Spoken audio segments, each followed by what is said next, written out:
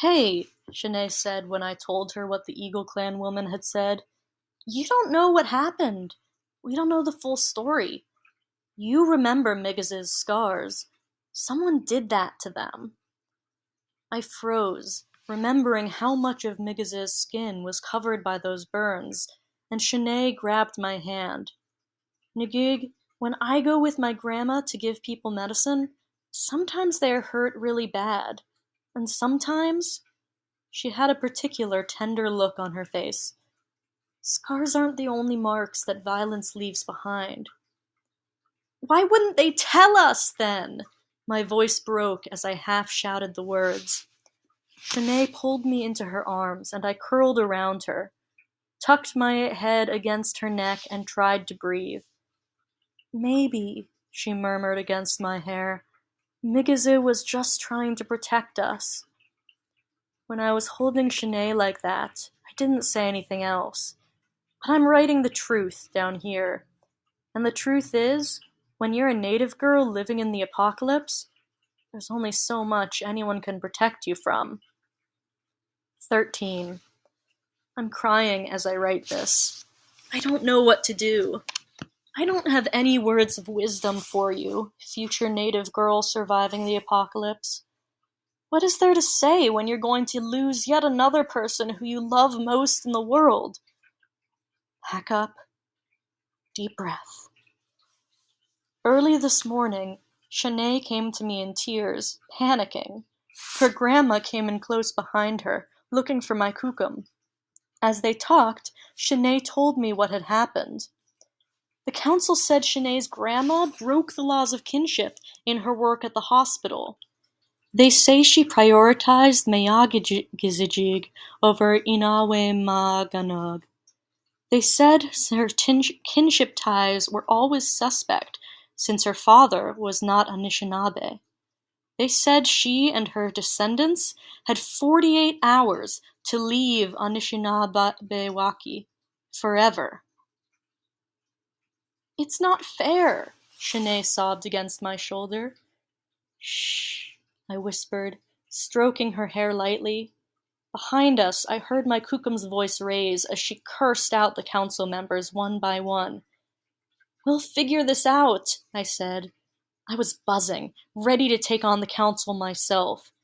You're not leaving, I promise.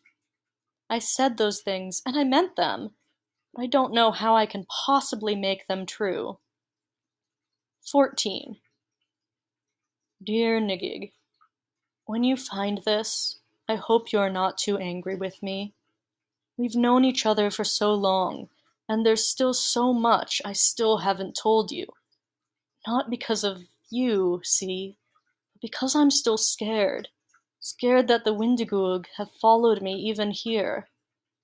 I wish I could tell you that what they will say about me isn't true. It is. But it's not the whole story. What does it mean to break kinship with someone who has never regarded you as their kin? I know you and Shanae have seen the burns on my skin.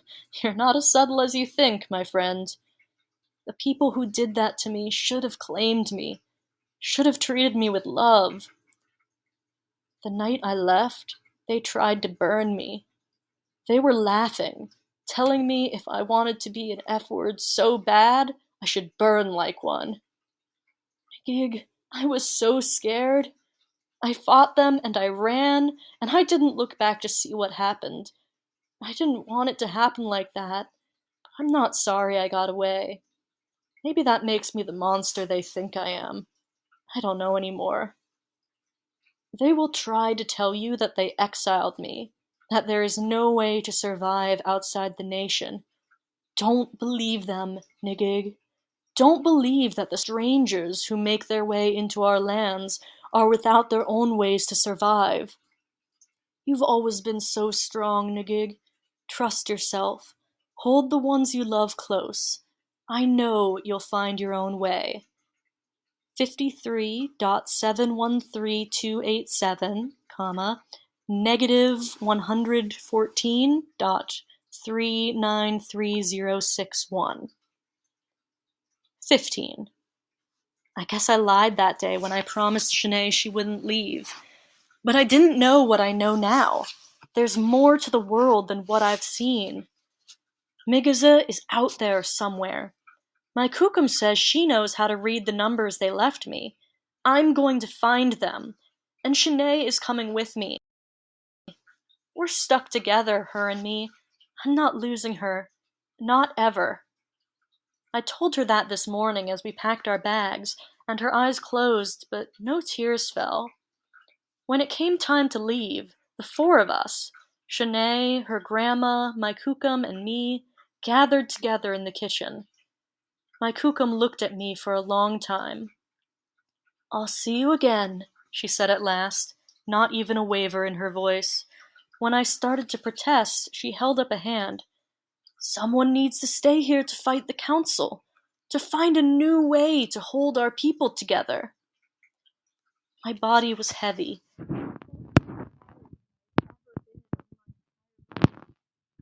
About every time my Kukum had made me lead her through the trails of Anishinabewaki, the ways she had showed me how to check the trees and stars to find my way. I thought, too, about the ceremonies she taught me, and the ways to talk to people in new places, how to make Mayagizid Zigig into Inawe I didn't know what world Migaze was living in now, the world outside Anishinabewaki. But as I saw the steadiness in my Kukum's gaze, I felt like maybe I was ready for this. There was no way to say all that, so I just nodded instead. She reached for me and tugged me close. I heard Shanae sniffle and her grandma murmur her reassurance. "Gigawabamin Minawa," I said, repeating my Kukum's goodbye back to her. "I mean it." She smiled at me. "I know, my little Nigig. Bring back some good stories for me." 16. So here we are, at the edge of Anishinabewaki. Right where you come in. I knew what I had to do the minute I saw you there in the crowd of people protesting the council. I could hear your voice through the singing and the slogans. And then you looked at me, and you smiled a little and gave me that nod that says, "I see you." Maybe this, too, is kinship. So I'm passing this on to you. If I know my Kukum, there will be a lot of changes happening in the nation soon. And you might need the help of an instruction guide for a two-spirit girl living in the apocalypse. I don't know if or when I will come home, or if home will even mean the same thing to me once I've left. But I hope that you'll read what I've written here and remember the stories of the people that I love. Shanae, my Kukum, Migaze, and when you've read it all, you can add stories of your own. I don't know your name. I don't know who your kind are. But I know you're worth it, Nijikwe. And I know now that the only way to survive the apocalypse is to make your own world. So let's get started.